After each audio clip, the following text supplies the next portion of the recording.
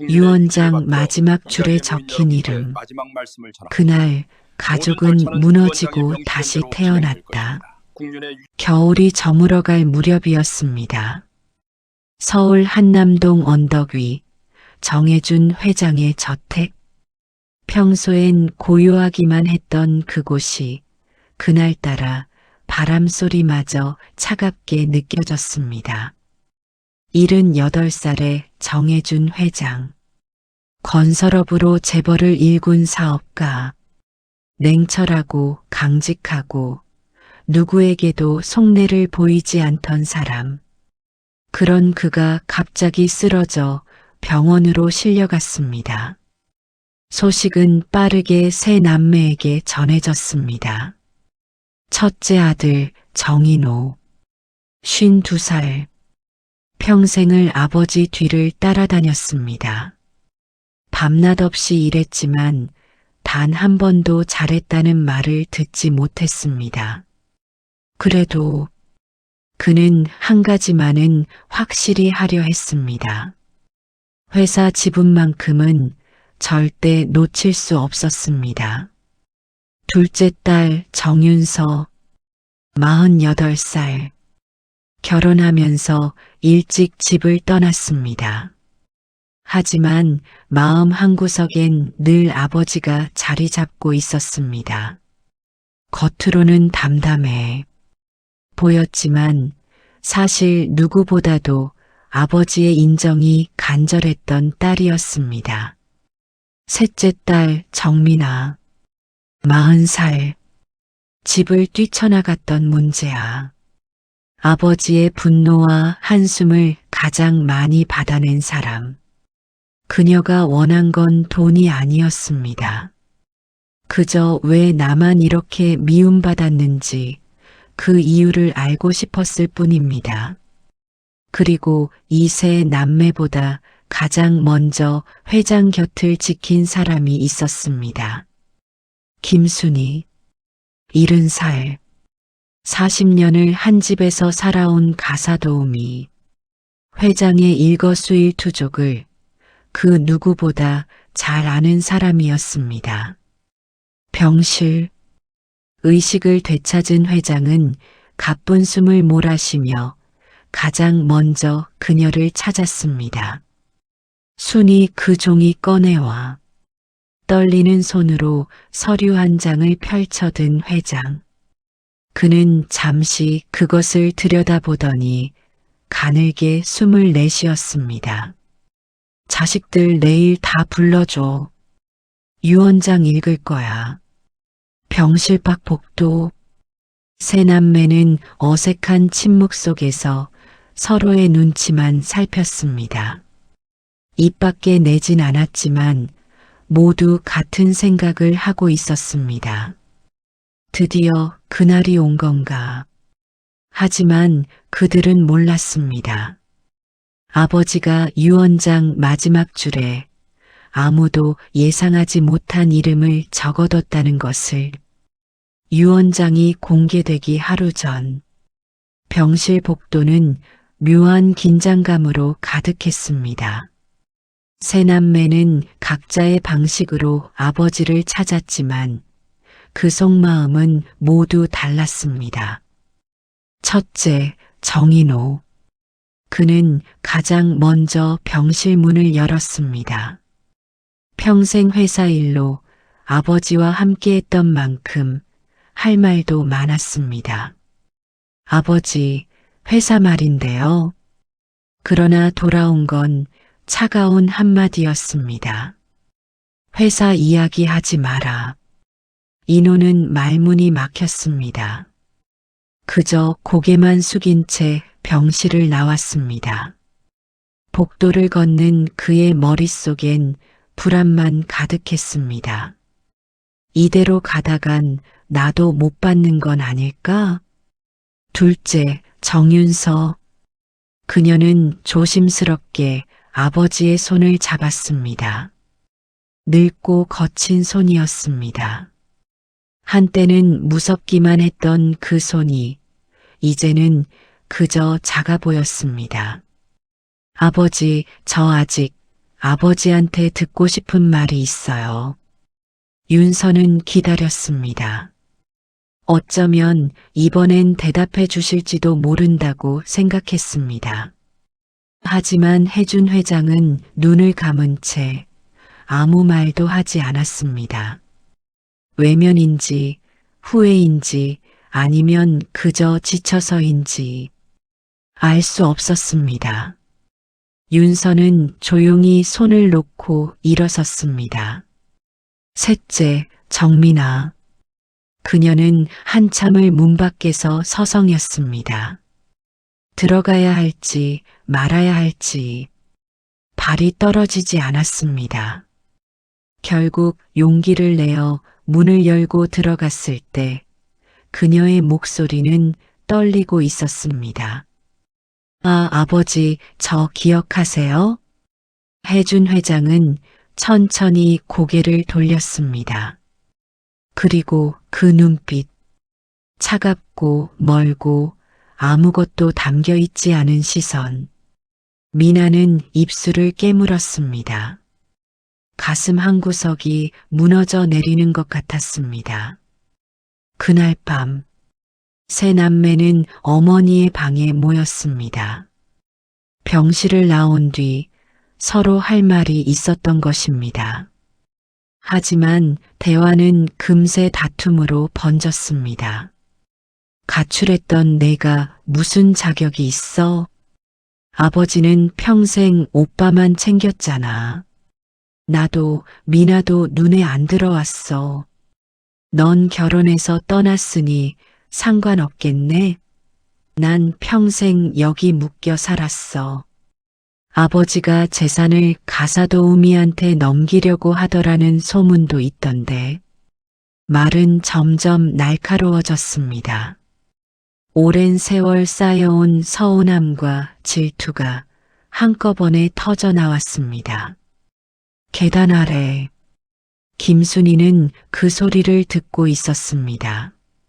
40년을 이 집에서 살았습니다. 아이들이 태어나고 자라는 걸 다 지켜봤습니다. 기쁠 때도 슬플 때도 곁에 있었습니다. 그런데 이제 그녀는 남이 되어버린 걸까요? 순이는 마른 입술을 깨물며 고개를 떨어뜨렸습니다. 바로 그때였습니다. 회장의 주치의가 병실에서 나와 복도에 서 있는 세 남매를 조용히 불렀습니다. 회장님, 오늘 밤을 넘기기 힘드실 수도 있습니다. 세 남매는 얼어붙었습니다. 다투던 목소리가 멈췄고 복도는 순식간에 정적에 휩싸였습니다. 인호는 주먹을 쥐었습니다. 윤서는 눈물을 참았습니다. 미나는 그저 멍하니 바닥만 바라보았습니다. 시간은 흘러갔고 밤은 깊어갔습니다. 내일 아침이면 유언장이 공개될 것입니다. 그 안에 무엇이 적혀 있을지 아무도 알 수 없었습니다. 다만 한 가지, 모두가 느끼고 있었습니다. 이 밤이 지나면 이 가족은 다시는 예전과 같지 않을 거라는 것을. 다음 날 아침, 병원 4층 회의실에 세 남매가 모였습니다. 김순이는 방 한구석에 조용히 서 있었습니다. 변호사가 들어왔습니다. 손에는 두툼한 서류 봉투가 들려 있었습니다. 시작하겠습니다. 변호사는 천천히 또박또박 읽어 내려갔습니다. 회장님의 유언에 따라 다음과 같이 상속이 진행됩니다. 세 남매는 숨을 죽였습니다. 회사 지분 15% 첫째, 정인호에게. 인호는 미간을 찌푸렸습니다. 15%라니 너무 적은데? 강남 소재 부동산 일부와 예금 계좌 둘째, 정윤서에게. 윤서는 입술을 깨물었습니다. 일부라고? 그럼 나머지는 어디 간 거야? 채권과 해외 수익 사업 지분 일부 셋째, 정민아에게. 미나는 고개를 들지 못했습니다. 역시 나한테는 이것뿐인 거구나. 잠시 침묵이 흘렀습니다. 세 남매는 놀라움과 의아함이 뒤섞인 표정이었습니다. 너무 공평했습니다. 아버지는 평생 누군가를 편애하거나 누군가를 밀어냈던 사람이었습니다. 그런데 이렇게 골고루 나눠줄 줄은 아무도 예상하지 못했습니다. 그러나 곧 이상한 점을 눈치챘습니다. 인호가 먼저 입을 열었습니다. 잠깐만요. 지금까지 말씀하신 것들 다 합쳐봐야 전체 재산의 절반도 안 되는데요. 변호사는 잠시 고개를 숙였습니다. 그리고 다음 장을 넘겼습니다. 나머지 재산에 대해 말씀드리겠습니다. 변호사의 목소리가 조금 낮아졌습니다. 통장과 현금 자산 전부, 그리고 개인 금고에 보관 중인 자산 일체는. 세 남매는 귀를 쫑긋 세웠습니다. 가사도우미 김순희에게 상속한다고 명시되어 있습니다. 순간 방 안의 공기가 얼어붙었습니다. 그리고 곧 폭발했습니다. 뭐라고요? 인호가 벌떡 일어났습니다. 가사도우미한테요. 아버지가 정신이 나가신 거 아니에요. 윤서도 목소리를 높였습니다. 이게 말이 돼요? 40년 일했다고 재산을 넘긴다고요. 미나는 떨리는 목소리로 말했습니다.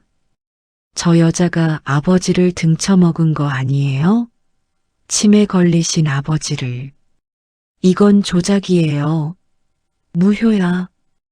김순희는 고개를 깊이 숙인 채 손을 떨고 있었습니다. 저도 몰랐습니다. 회장님이 이렇게 하실 줄은. 그녀의 목소리는 가늘게 떨렸습니다. 하지만 세 남매의 눈빛은 차가웠습니다. 분노와 배신감으로 가득했습니다. 변호사가 차분하게 말했습니다. 회장님께서는 이 부분에 대해 특별히 신경을 쓰셨습니다. 녹음까지 남기셨습니다. 녹음이요? 네. 회장님이 정확한 의식 상태에서 작성하셨다는 걸 증명하기 위해서입니다. 변호사는 노트북을 열고 작은 스피커를 켰습니다. 방 안에 정해준 회장의 목소리가 울려 퍼졌습니다. 나 정해준은 온전한 정신으로 이 유언을 남긴다. 목소리는 약했지만 또렷했습니다. 내 자식들은 각자 받을 만큼 받았다. 그 이상도 그 이하도 아니다. 하지만 김순희는 40년을 내 곁에서 묵묵히 지켰다. 그 누구보다 충실했고 그 누구보다 나를 이해했다. 그녀에게 주는 것은 내 마지막 양심이다. 녹음이 끝났습니다. 세 남매는 말을 잃었습니다. 아버지의 목소리, 분명히 또렷했고 의지가 담겨 있었습니다. 인호는 주먹을 쥔 채 자리에 주저앉았습니다. 윤서는 눈물을 참으며 고개를 돌렸습니다. 미나는 그저 멍하니 앉아 있을 뿐이었습니다. 그런데 변호사는 아직 끝나지 않았다는 듯 다시 서리를 들었습니다. 한 가지 더 있습니다. 모두의 시선이 그에게로 쏠렸습니다. 변호사는 마지막 장을 펼쳤습니다. 그곳엔 딱 한 줄만 적혀 있었습니다. 하지만 그 한 줄은 봉인되어 있었습니다. 이 부분은 회장님께서 특별히 지시하셨습니다. 무슨 지시요? 이 마지막 줄은 추모식 날 모든 사람이 모인 자리에서 열어보라고 하셨습니다. 세 남매는 서로를 쳐다보았습니다. 추모식 날 친척들, 지인들, 회사 임직원들까지 모두 모이는 자리. 그 많은 사람들 앞에서 무엇을 공개하겠다는 걸까요? 인호는 불안한 표정으로 물었습니다. 거기엔 뭐가 적혀 있는 건가요? 변호사는 고개를 저었습니다. 저도 모릅니다. 회장님만 아시는 내용입니다. 그 순간 모두의 시선이 한 곳으로 향했습니다. 김순희. 그녀는 여전히 고개를 숙인 채 손끝이 하얗게 질려 있었습니다. 윤서가 날카롭게 물었습니다. 당신 알고 있는 거 아니에요? 순이는 대답하지 않았습니다. 대답해요. 마지막 줄에 뭐가 적혀 있는지 알고 있죠. 순이의 입술이 떨렸습니다. 저는 그녀는 고개를 들지 못한 채 가늘게 중얼거렸습니다. 회장님께서 말씀하신 적이 있습니다. 방안이 다시 조용해졌습니다. 세 남매는 숨을 죽인 채 그녀를 바라보았습니다. 그러나 순이는 더 이상 말하지 않았습니다. 아니, 말할 수 없었습니다. 변호사가 서류를 정리하며 말했습니다. 추모식은 사흘 뒤입니다. 그때 모든 것이 밝혀질 것입니다. 회의실 문이 닫혔습니다. 복도에 남은 세 남매는 서로 아무 말도 하지 않았습니다. 다만 그들은 알고 있었습니다. 사흘 뒤 이 가족에게 또 다른 폭풍이 몰아칠 것이라는 걸. 그리고 그 폭풍의 중심엔 김순희가 서 있을 거라는 것을. 그날 밤 하늘에서 폭우가 쏟아졌습니다. 저택은 어둠에 잠겨 있었고 불빛 몇 개만이 간신히 켜져 있었습니다. 세 남매는 각자의 방에서 잠을 이루지 못했습니다. 유언장에 담긴 말들이 머릿속을 떠나지 않았습니다. 첫째, 정인호. 그는 잠옷 차림으로 복도를 서성이다가 결국 결심한 듯 한 방을 향해 걸어갔습니다. 순이의 방. 그는 문을 세게 두드렸습니다.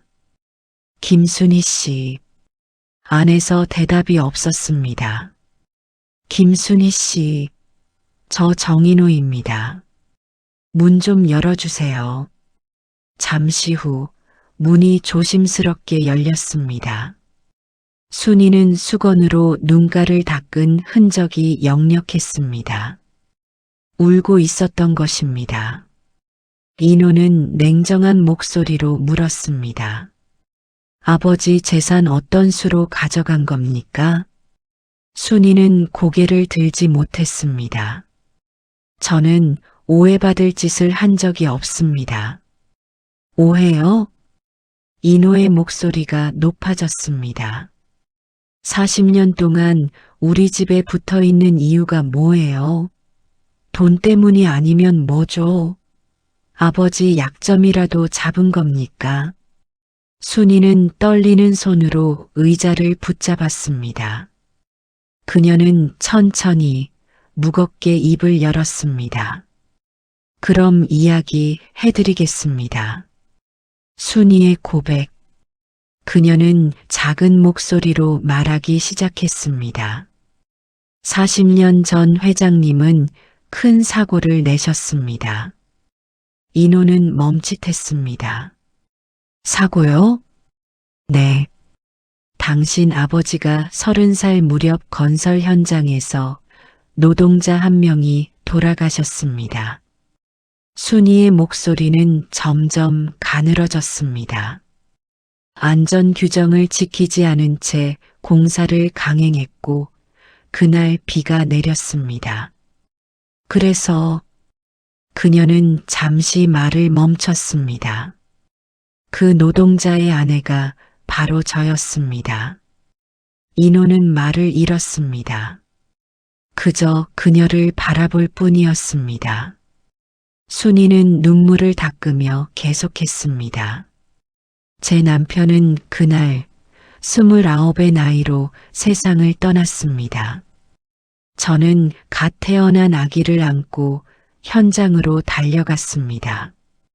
하지만 회장님은 사고를 은폐하려 했습니다. 언론도 막았고 보상금도 적게 주려 했습니다. 인호는 숨이 막혔습니다. 그런데 왜 우리 집에 온 겁니까? 순이는 쓰게 웃었습니다. 회장님이 평생 죄책감에 시달렸기 때문입니다. 그녀는 천천히 이야기를 풀어냈습니다. 사고 후 3년이 지난 어느 날 회장님이 저를 찾아오셨습니다. 저는 그때 작은 식당에서 설거지를 하며 근근히 살고 있었습니다. 회장님은 무릎을 꿇으셨습니다. 그리고 말씀하셨죠. 내가 잘못했소. 평생 속죄하며 살겠소. 당신을 내 집으로 모시겠소. 저는 거절했습니다. 하지만 회장님은 계속 찾아오셨고 결국 저는 이 집으로 왔습니다. 인호는 조용히 물었습니다. 그럼 불륜 같은 건 없었습니다. 순이는 단호하게 말했습니다. 회장님은 저를 여자로 본 적이 없습니다. 저는 그저 회장님이 평생 짊어진 죄의 증인이었을 뿐입니다. 잠시 침묵이 흘렀습니다. 빗소리만이 창문을 두드렸습니다. 인호는 복잡한 표정으로 고개를 숙였습니다. 그래서 아버지가 재산을 당신에게 준 건가요? 순이는 고개를 저었습니다. 아닙니다. 그건 다른 이유 때문입니다. 다른 이유요? 순이는 깊은 한숨을 내쉬었습니다. 회장님은 그 사고 말고도 더 큰 죄를 숨기고 있었습니다. 40년 전 그날의 진실. 순이는 떨리는 목소리로 말을 이어갔습니다. 남편이 죽은 그날 저는 갓난아기를 품고 현장으로 달려갔습니다. 폭우가 쏟아지고 있었고 사람들이 아수라장처럼 몰려 있었습니다. 그리고 그 혼란 속에서 순이의 목소리가 끊겼습니다. 제 아이를 놓쳐버렸습니다. 인호는 숨을 멈췄습니다. 잃어버렸다고요? 네. 사람들이 밀려드는 바람에 아기를 떨어뜨렸습니다. 그리고 그 순간 정신을 잃었습니다. 순이는 눈물을 흘렸습니다. 깨어났을 때 제 아이는 없었습니다. 아무리 찾아도 찾을 수가 없었습니다. 인호는 가슴이 무너지는 것 같았습니다. 그럼 그 아이는 모릅니다. 순이는 고개를 저었습니다. 살아있는지 죽었는지 지금껏 모릅니다.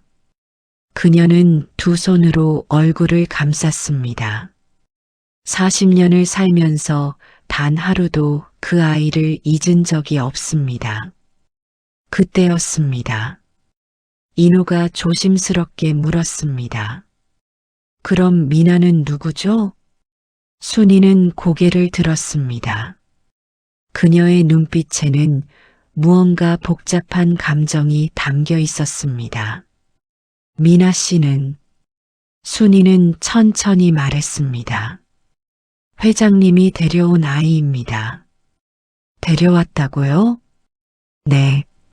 제가 이 집에 온 지 1년쯤 지났을 때 어느 날 회장님이 갓난아기를 안고 오셨습니다. 그리고 말씀하셨죠. 이 아이를 우리 딸로 키우자고. 인호는 믿을 수 없다는 표정이었습니다. 어디서 데려온 겁니까? 순이는 고개를 저었습니다. 저도 모릅니다. 회장님은 끝까지 말씀하지 않으셨습니다. 다만 그녀는 잠시 망설이다가 말했습니다. 그 아이의 생년월일이 제 잃어버린 아이와 똑같았습니다. 방안이 얼어붙었습니다. 인호는 숨을 삼켰습니다. 설마. 순이는 눈물을 흘리며 말했습니다. 저도 40년 동안 궁금했습니다. 혹시 미나가 제 아이가 아닐까 하고. 하지만 확인할 방법이 없었습니다. 회장님은 입을 다무셨고 저는 차마 물어볼 용기가 없었습니다. 만약 아니라면 저는 그 실망을 견딜 수 없을 것 같았으니까요. 인호는 주저앉았습니다. 그의 머릿속은 복잡하게 얽혀 있었습니다. 미나가 혹시 김순희 씨 딸이라면? 그럼 아버지는 왜 그걸 숨긴 거지? 그리고 유언장 마지막 줄에는 무엇이 적혀 있는 거지? 순이는 조용히 말했습니다. 추모식 날 모든 게 밝혀질 겁니다. 회장님이 마지막 줄에 적어두신 것 그건 아마도. 그녀는 눈을 감았습니다. 진실일 겁니다. 밖에선 여전히 비가 내리고 있었습니다. 인호는 무거운 발걸음으로 방을 나섰습니다. 복도를 걷는 그의 뒷모습은 어딘가 무너진 것처럼 보였습니다. 그리고 그는 몰랐습니다. 방 안에 남은 순이가 떨리는 손으로 서랍을 열고 오래된 사진 한 장을 꺼내 들었다는 것을. 사진 속엔 갓난아기를 안고 있는 젊은 날의 순이가 있었습니다. 그녀는 사진을 가슴에 안으며 조용히 눈물을 흘렸습니다. 내 아이야. 내가 정말 내 아이였니? 40년. 순이는 그 긴 세월 동안 단 한 번도 진실을 물어보지 못했습니다. 혹시 미나가 자신의 딸이라면 그 사실을 알게 되었을 때 어떻게 해야 할지 두려웠기 때문입니다.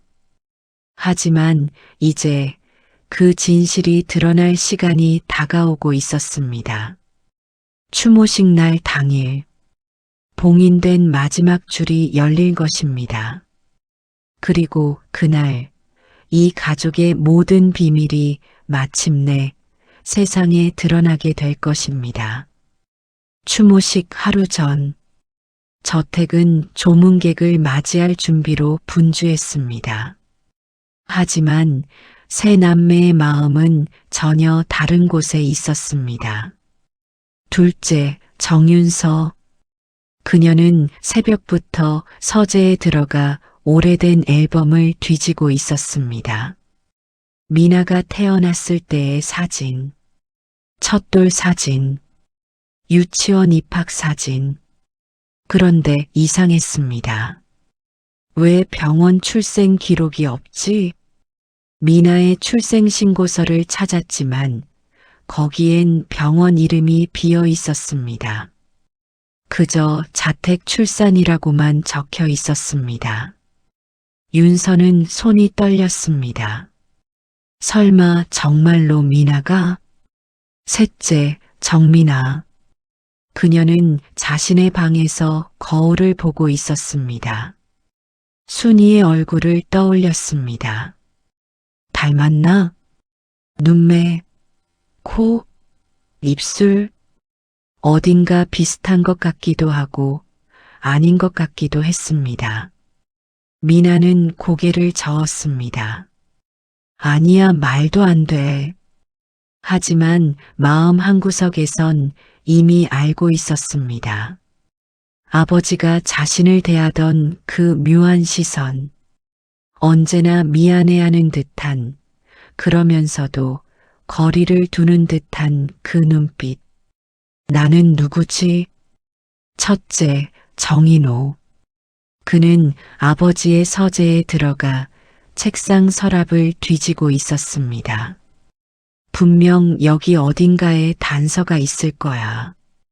오래된 서류들, 계약서들, 사진들. 그리고 마침내 낡은 봉투 하나를 발견했습니다.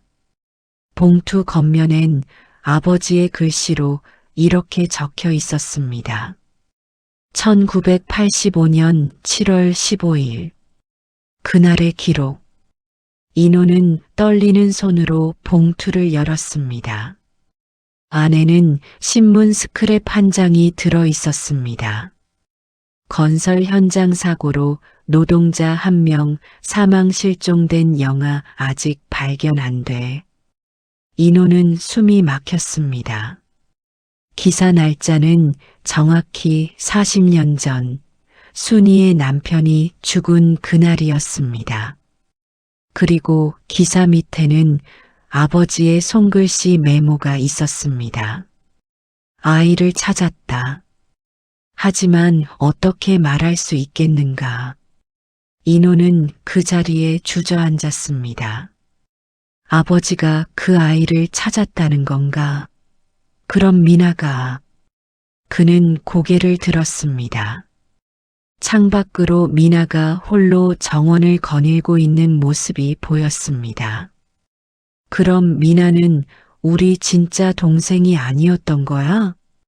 그날 저녁, 세 남매는 식당에 모였지만 아무도 밥을 먹지 않았습니다. 서로 눈치만 살필 뿐 말이 없었습니다. 윤서가 먼저 입을 열었습니다. 오빠 혹시 뭔가 알아낸 거 있어요? 인호는 대답하지 않았습니다. 미나가 조용히 물었습니다. 언니 나한테 숨기는 거 있어요? 윤서도 고개를 돌렸습니다. 그 침묵을 깬 건 복도에서 들려온 발소리였습니다. 김순이었습니다. 그녀는 쟁반에 차를 담아 가져왔습니다. 드세요. 몸 챙기셔야 합니다. 하지만 아무도 손을 뻗지 않았습니다. 미나가 떨리는 목소리로 물었습니다. 아주머니, 저 여쭤봐도 될까요? 순이는 미나를 바라보았습니다. 네. 아주머니는 제가 누구인지 아세요? 방 안이 조용해졌습니다. 인호와 윤서도 숨을 죽이고 순이를 바라보았습니다. 순이는 오랫동안 아무 말도 하지 않았습니다. 그저 미나를 가만히 바라볼 뿐이었습니다. 그 눈빛엔 그리움과 슬픔과 무언가 더 깊은 감정이 섞여 있었습니다. 마침내 그녀가 입을 열었습니다. 내일이면 알게 됩니다. 내일요? 네. 추모식에서 모든 게 밝혀질 겁니다. 순이는 쟁반을 내려놓고 천천히 방을 나갔습니다. 미나는 그 자리에 얼어붙었습니다. 내일이면 나는 내가 누구인지 알게 되는 건가? 그녀는 두려웠습니다. 진실이 무섭기도 했지만 더 무서운 건 자신이 이 집에 속하지 않는 사람일지도 모른다는 사실이었습니다. 그날 밤, 미나는 잠을 이룰 수 없었습니다. 창밖을 바라보다가 문득 순이의 방에 불이 켜져 있는 것을 발견했습니다. 미나는 조용히 방을 나와 복도를 걸었습니다. 순이의 방문 앞에 서서 노크를 하려다가 멈췄습니다. 방 안에서 희미하게 흐느끼는 소리가 들렸기 때문입니다. 미나는 가슴이 먹먹해졌습니다. 아주머니도 울고 계시는구나. 그녀는 차마 문을 두드리지 못하고 돌아섰습니다. 추모식 당일 아침, 날씨는 맑았습니다. 하늘은 푸르렀고 바람은 차분했습니다. 하지만 저택 안의 공기는 무겁기만 했습니다. 조문객들이 하나둘 모여들기 시작했습니다. 친척들, 회사 임직원들, 오랜 지인들. 영정 앞에는 하얀 국화가 가득했고 향 연기가 피어올랐습니다. 세 남매는 검은 상복을 입고 나란히 섰습니다. 그리고 조금 떨어진 곳에 김순이도 조용히 서 있었습니다. 변호사가 도착했습니다. 그의 손에는 봉인된 서류 한 장이 들려 있었습니다. 윤서가 떨리는 목소리로 물었습니다. 지금 여는 건가요? 변호사는 고개를 끄덕였습니다. 회장님의 유언대로 모든 분들이 모인 자리에서 공개하겠습니다. 미나는 주먹을 꽉 쥐었습니다. 인호는 숨을 깊이 들이마셨습니다. 윤서는 눈을 감았습니다. 그리고 순이는 창밖을 바라보며 조용히 중얼거렸습니다. 회장님, 드디어 진실을 말씀하시는 건가요? 변호사가 봉인을 뜯기 시작했습니다. 모든 사람들의 시선이 그에게 쏠렸습니다. 주변은 숨소리조차 들리지 않을 만큼 조용했습니다. 그리고 마침내 변호사가 서류를 펼쳤습니다. 그의 눈이 커졌습니다. 그리고 천천히 입을 열었습니다. 유언장 마지막 항목입니다. 회장님께서 남기신 말씀은 그는 잠시 숨을 고르더니 또박또박 읽기 시작했습니다.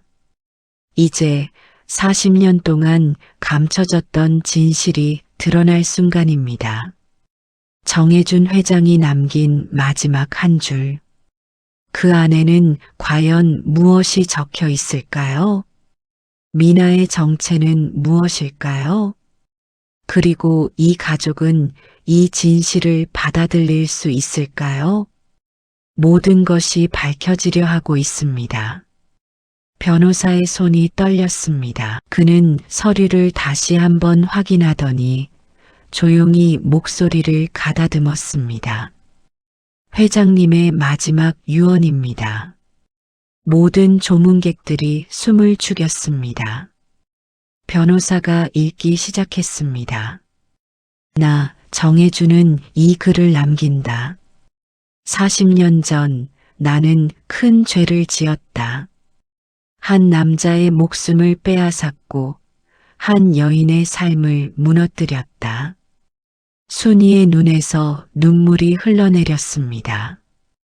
그리고 그날 나는 또 하나의 죄를 저질렀다.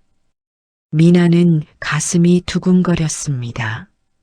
사고 현장에서 실종된 갓난아기를 찾았다. 하지만 나는 그 아이를 돌려주지 않았다. 조문객들 사이에서 웅성거림이 일었습니다. 변호사는 계속 읽었습니다. 그 아이가 바로 내 셋째 딸 미나다. 미나는 그 자리에서 무너질 것 같았습니다. 윤서가 얼른 그녀를 부축했습니다.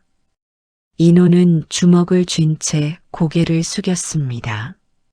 나는 왜 그 아이를 돌려주지 않았는가?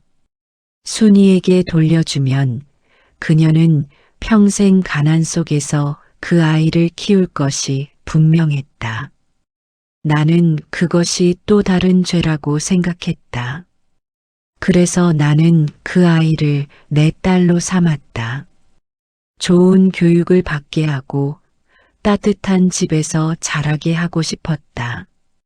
순이는 두 손으로 입을 막았습니다.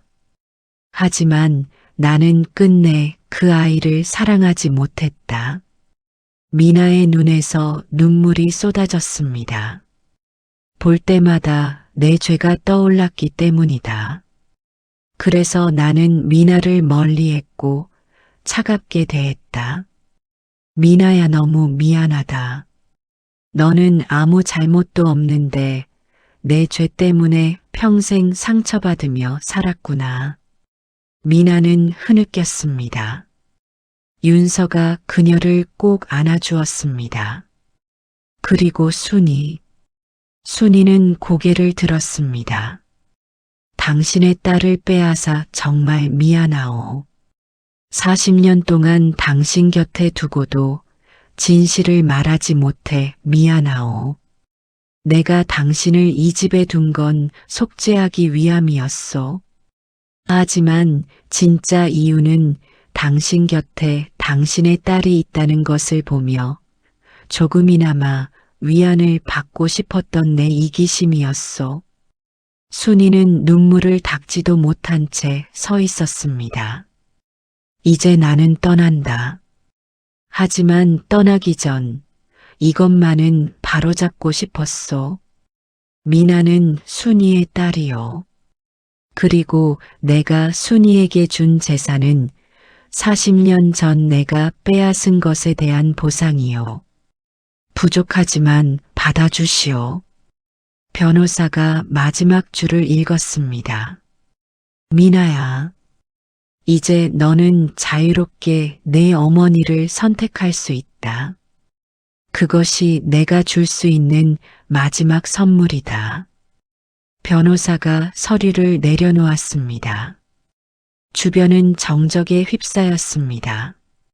미나는 천천히 고개를 들어 순이를 바라보았습니다. 순이도 미나를 바라보고 있었습니다.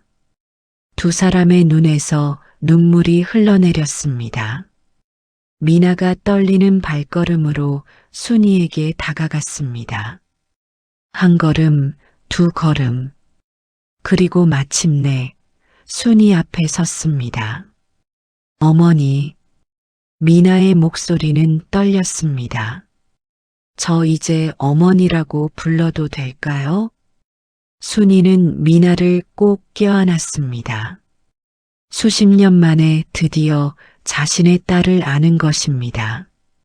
내 딸, 내 딸. 순이는 계속해서 중얼거렸습니다. 미나도 순이를 꼭 안았습니다. 어머니, 어머니. 두 사람은 오랫동안 그렇게 서로를 안고 울었습니다. 인호는 눈물을 닦으며 고개를 숙였습니다. 윤서도 조용히 울고 있었습니다. 조문객들도 모두 숙연해졌습니다. 누군가는 눈물을 흘렸고 누군가는 고개를 숙였습니다. 며칠 후 장례식이 끝나고 저택은 다시 고요해졌습니다. 미나는 순이와 함께 정원을 거닐고 있었습니다. 어머니, 아버지는 왜 제게 진실을 말씀하지 않으신 걸까요? 순이는 잠시 생각하다가 대답했습니다. 아마도 두려웠을 거야. 두려웠다고요? 응. 진실을 말하면 당신이 상처받을까봐. 그리고 나를 원망할까봐. 미나는 고개를 저었습니다. 저는 원망하지 않아요. 아버지도 어머니도. 다만 조금 더 일찍 알았더라면 좋았을 텐데요. 순이는 미나의 손을 잡았습니다. 우리에게 아직 시간이 있어. 40년을 잃어버렸지만 앞으로 함께할 시간이 남았으니까. 미나는 미소 지었습니다. 네, 어머니. 두 사람은 햇살 아래를 걸었습니다.